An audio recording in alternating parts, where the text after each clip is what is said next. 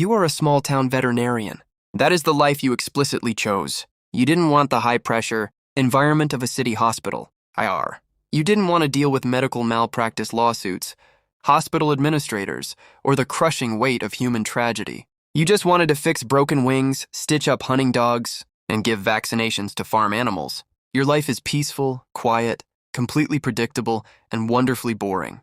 You live in a modest apartment directly above your clinic, located on a dark, empty stretch of highway in rural New Mexico. Until 3:14 a.m. on a Thursday, you are jolted awake, not by the ringing of your emergency clinic phone, but by the terrifying, violent sound of thick safety glass shattering downstairs. Your heart instantly spikes against your ribs.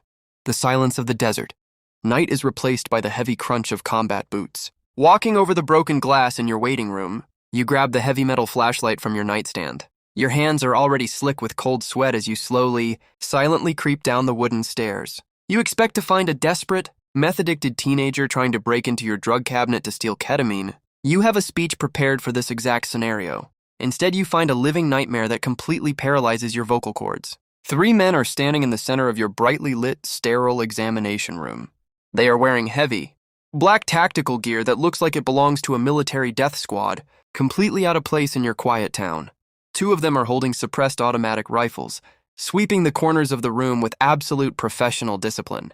The 3rd man is clearly the boss. He is not wearing tactical gear. He is wearing a highly tailored leather jacket and expensive dress, shoes that are currently stepping on the bloody glass. His face is calm, cold, and entirely devoid of human empathy. But it's not the men or the suppressed rifles that freeze the blood in your veins. It's what is lying on your stainless steel dog examination table. It is a man. He is sweating so profusely that his clothes are completely soaked. His skin has turned a sickening, ashen shade of gray. He is violently convulsing. His jaw locks so tight you can hear his teeth grinding together. Thick white foam is bubbling at the corners of his mouth, spilling onto the steel table where you usually examine golden retrievers. He is a cartel mule. "Doc," the boss says. His voice is a low, gravelly whisper that doesn't echo in the room, but vibrates directly in your chest. It is a voice that demands absolute, unquestioning obedience. "Our friend here made a mathematical mistake," the boss continues, slowly walking around the examination table. He swallowed exactly 50 balloons of pure, uncut Colombian product across the border. But he got nervous at the checkpoint. His stomach produced too much acid, and that acid is rapidly breaking down the cheap latex he used. One of those balloons just ruptured. You stand there at the bottom of the stairs, your flashlight trembling in your hand. You manage to push the words out of your throat, your voice shaking uncontrollably. You tell him you are just a vet. You tell him you don't have the right surgical tools, you don't have human blood monitors, and you absolutely do not have the medical training to operate on a human being's gastrointestinal tract. You tell him he needs to take this man to an emergency room right now. The boss stops pacing. He turns to look at you. He slowly reaches beneath his tailored leather jacket, draws a heavy silver semi-automatic pistol, and places it gently on the stainless steel counter, right next to a jar of dog treats. "An emergency room means the police," the boss replies, checking the face of his gold watch. "If he digests that ruptured balloon, his heart explodes and he dies. If he dies, my $50 million worth of product rots inside his stomach acid. And if my product rots, I am going to make you dig a hole in the desert behind this clinic, and I am going to bury you in it while you are still breathing." He points a single, leather-gloved finger at the convulsing man on the table. "You have exactly 20 minutes to cut him open, pump his stomach, and pull out the other 49 balloons completely intact. Start the clock." The math of survival instantly takes over your brain. You are no longer a peaceful animal doctor. You are a hostage trapped inside your own clinic.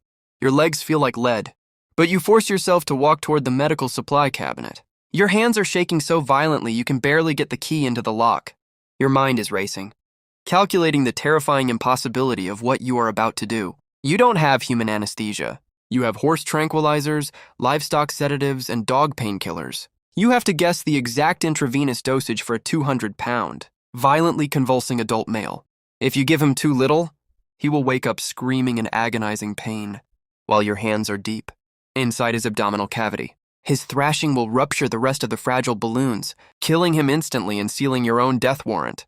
If you give him too much, the heavy animal tranquilizer will depress his central nervous system. His lungs will simply stop working. His heart will fail, the product will be lost, and the boss will put a bullet in the back of your head. You pull a vial of concentrated ketamine originally intended for a 1,000-pound horse. You load a massive plastic syringe.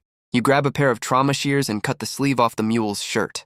You slap his forearm, desperately looking for a vein in a body that is already going into shock. You find one. You slide the needle in and push the plunger. You quickly attach the clips of your veterinary heart rate monitor to his chest. The machine, usually used to track the heartbeat of Labradors, spikes wildly, screaming a high-pitched warning. And then, terrifyingly, it begins to slow down. The man's violent convulsions stop. His jaw relaxes. He goes completely limp on the steel table. You walk over to the deep surgical sink in the corner of the room. You turn on the scalding hot water. You scrub your hands and your forearms with iodine, the harsh chemical smell mixing sickeningly with the metallic scent of blood that is already in the air. You look at your own pale, terrified face in the mirror above the sink. You are about to cross a line you can never, ever uncross. You are about to mutilate a human being to save illegal narcotics for a psychopath. You pull on a pair of blue latex gloves. You step up to the examination table. The boss steps up right beside you. He stands exactly 2 feet away, leaning in close so he can watch your hands. You can smell his expensive cologne, the leather of his jacket, and the faint, acrid smell of gunpowder. You take a deep, trembling breath. You pick up a number 10 surgical scalpel. You press the razor-sharp steel against the man's abdomen, right below the sternum, and you make the incision. The next 45 minutes become a blur of pure, psychological dread and visceral horror. The smell of fresh human blood and acidic stomach contents fills your small, poorly ventilated clinic. You are operating almost entirely blind. Human anatomy is fundamentally similar to a dog's, but the minor differences in vein placement and organ structure are enough to be instantly lethal. You navigate through the layers of yellow fat and red muscle, your gloved fingers incredibly slick, praying to a god you haven't spoken to in years, that you don't accidentally nick the descending aorta. You find the stomach. It is swollen and distended. You clamp the surrounding tissue. You make the second crucial incision directly into the stomach wall. There they are. Dozens of tightly knotted, thumb-sized latex balloons, slick with digestive acid, mucus, and blood. Count them out loud, the boss orders from right behind your ear. You reach inside the open wound. Your hands are trembling so badly. You have to brace your elbows against the edge of the steel table. You pull the first balloon out and drop it into an empty metal kidney tray. It makes a heavy, wet, horrifying thud. 1, you whisper. You reach back in. 2, 10, 20. The tension in the brightly lit room is completely suffocating. Every single time you pinch a balloon with your steel surgical forceps, you hold your breath. The latex has been degrading inside his stomach acid for hours. It is incredibly thin, incredibly fragile. If you squeeze the forceps even a millimeter too hard, the sharp steel teeth will puncture the rubber.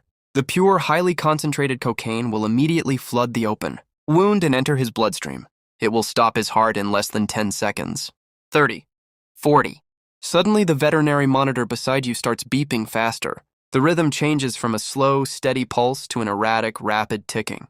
The heavy horse tranquilizer is wearing off faster than you calculated. The man's metabolism is burning through the drug. The man on the table lets out a low, guttural groan. His abdominal muscles violently twitch, actively fighting against your retractors. The sudden movement nearly causes your scalpel to slice completely through his stomach lining. Keep working, the boss snaps. You feel the cold, heavy steel barrel of his pistol pressed directly against the base of your spine.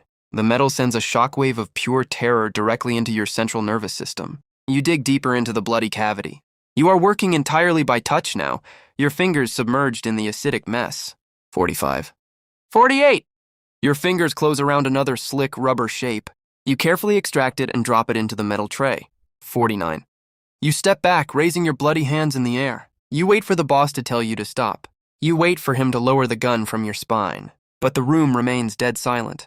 That's 49, the boss says, his voice dropping an octave, losing all of its previous calm. Where is number 50? Panic grips your throat like a vice. You struggle to breathe. You told me one ruptured, you stammer. That accounts for all 50. The powder is dissolving in his stomach. I have to pump it out now or he dies. But you realize with a sinking horror that you cannot argue mathematical technicalities with a cartel executioner, holding a gun to your back. Find the 50th balloon, the boss whispers. You reach back inside the man's stomach. You feel around the slick, burning lining. You search every fold. Nothing. The stomach is completely empty of balloons. But then your fingers brush against something hard, lodged deep down in the lower pyloric sphincter, right where the stomach empties into the small intestine.